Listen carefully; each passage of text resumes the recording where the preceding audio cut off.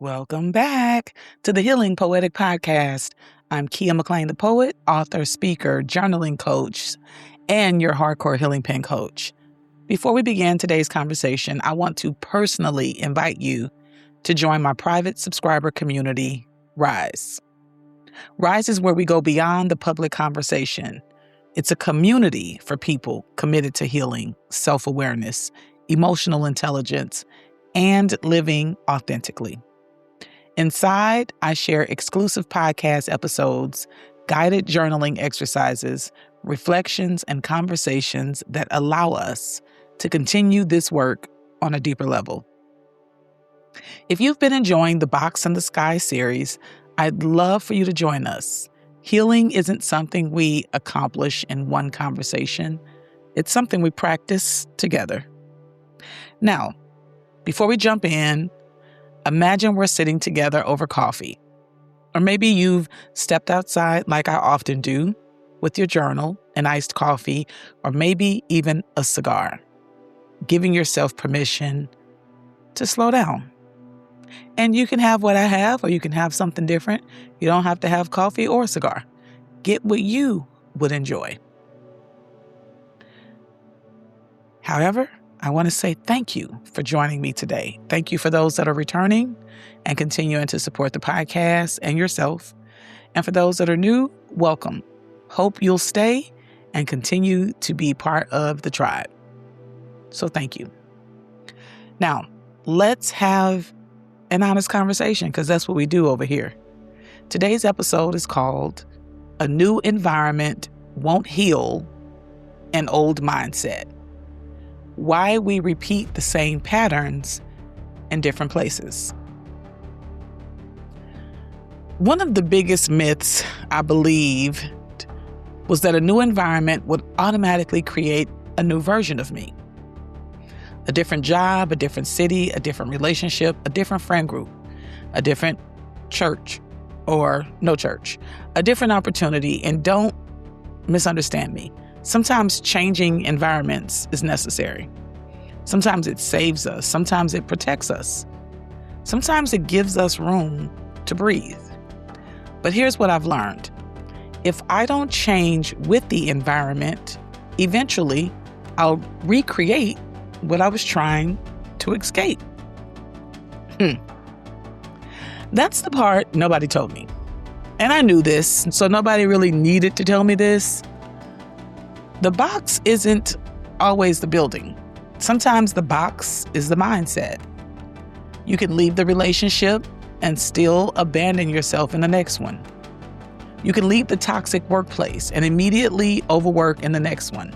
You can leave one church only to recreate the exact same dependence somewhere else. You can leave one friendship only to continue people-pleasing. You can move across the country and still carry fear, guilt, and over-explaining with you. Because until we heal, the box travels. So, personal story.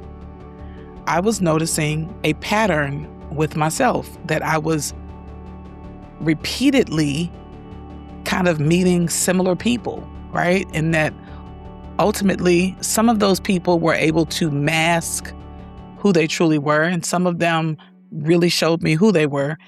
And a part of me denied it. Part of me felt familiar with it.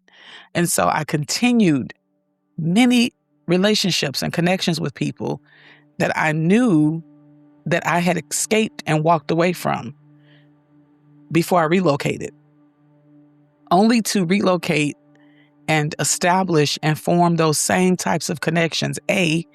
Because after so long being by yourself in a new environment, you begin to let your guard down.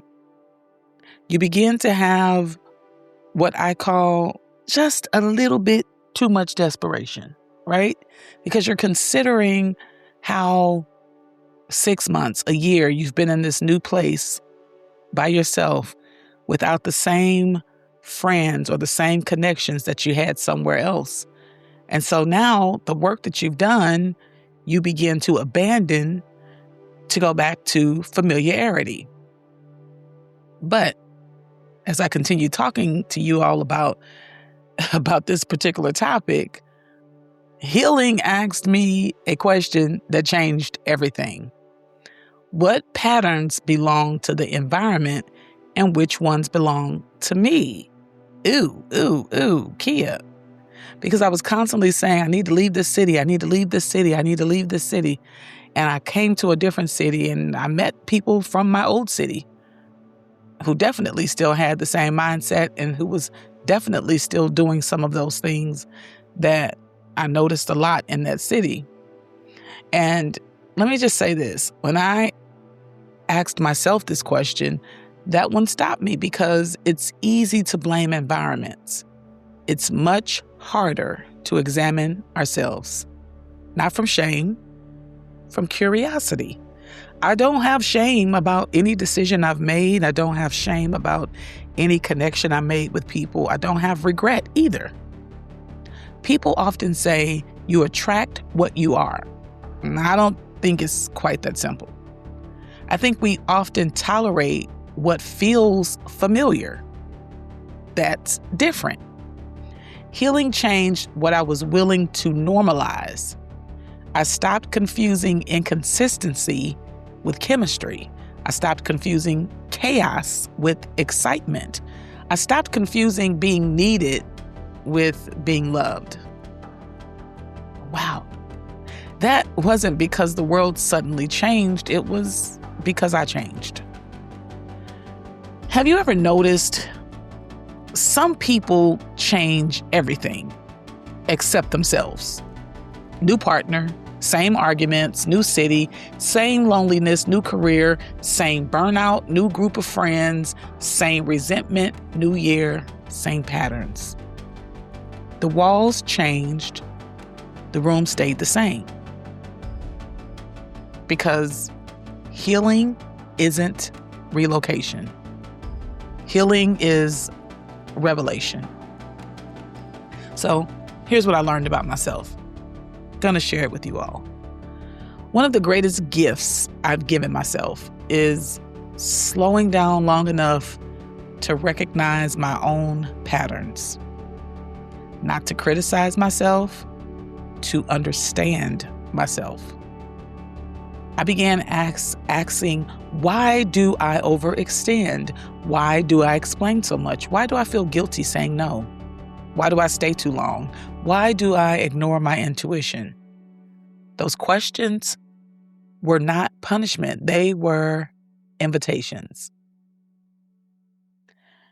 So there's a difference between change and transformation.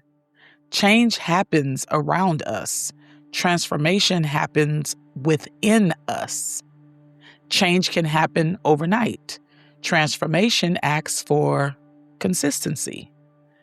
Change is buying a journal. Transformation is writing in it when nobody is watching. Change is attending therapy. Transformation is practicing what you learned after the session ends. Change is setting a boundary. Transformation is maintaining it when someone doesn't like it. That's where healing lives, guys. That's where healing lives. And that can be difficult and it can feel isolating. But the box says, if I could just get somewhere else, everything would finally be okay. The sky whispers, take yourself with you. But take a healed version, because wherever you go, there you are. And that's not bad news. It's beautiful news, because it means your peace isn't dependent upon geography. It isn't dependent upon another relationship. It isn't dependent upon another title. Your peace becomes something you carry, not something you chase. I don't have to chase my peace. Now, I'll be honest.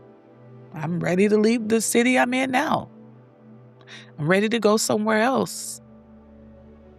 I would like to be somewhere where my spirit feels aligned with that place. And only a few people will get that. But this message isn't for people to get me. This messaging is for you to get yourself. Anything that I talk about, anything that I reflect on and share with you all is so that you make a decision to connect with yourself on a deeper level, in a more meaningful way, in a transformative way. Lots of people have lots of advice and thoughts and experiences, and all I'm telling you is no one knows like you know. So get to know yourself deeper. Spend more time with yourself alone. Start observing yourself. Start meditating and connecting more deeply with yourself. The answers are so easy so much easier, I'll say that. So much easier when we know how to hear from ourselves. When we know how to shut out all the chatter, all the outside noise, and to be able to differentiate the difference between your own voice and other voices. Even that internal voice that tells you you can't do it, even that internal voice that tells you to be scared. Whatever voices you're hearing, the closest voice to you is your own voice. So today, I want you to journal these questions. If this is your first time, always be ready with a pen and a paper or a book or a journal or whatever it is you write in. What patterns keep following me? What patterns keep following me? What have I blamed on environments that actually requires my attention? What version of myself do I keep recreating? And if I truly believed I deserved peace, what would I stop repeating? Don't answer quickly. Patterns reveal themselves gently. Sometimes healing isn't learning something new. Sometimes it's finally noticing what you've been repeating. So take a few moments to really sit with those questions. Start to ask yourself deeper questions. The deeper you go with yourself, the deeper your understanding is, the deeper the peace becomes. So, if today's conversation resonated with you and you're ready to continue exploring healing, authenticity, emotional intelligence, and self-awareness, I invite you to join me inside my private subscriber community, Rise. Inside Rise, we continue these conversations through exclusive podcast episodes, guided journaling exercises, deeper reflections, and meaningful dialogue with a community committed to growth and authentic living. Healing isn't about finding the perfect environment. It's about becoming the kind of person who can create peace wherever life takes you. Thank you for spending this time with me. And to support me further, you can go out to my website, keyascoaching.com, KEYAS coaching.com. You can purchase books. You can sign up for coaching, individual one-on-one coaching, or group coaching. I am Keya McClain the Poet, your hardcore healing pen coach. So here's what I'm going to tell you. Protect your peace. Honor your truth. Trust your intuition. And remember, the box believes a new location will create a new life. The sky knows that a new life begins the moment you stop carrying old patterns into new places. I'll talk to you soon. Until next time, peace.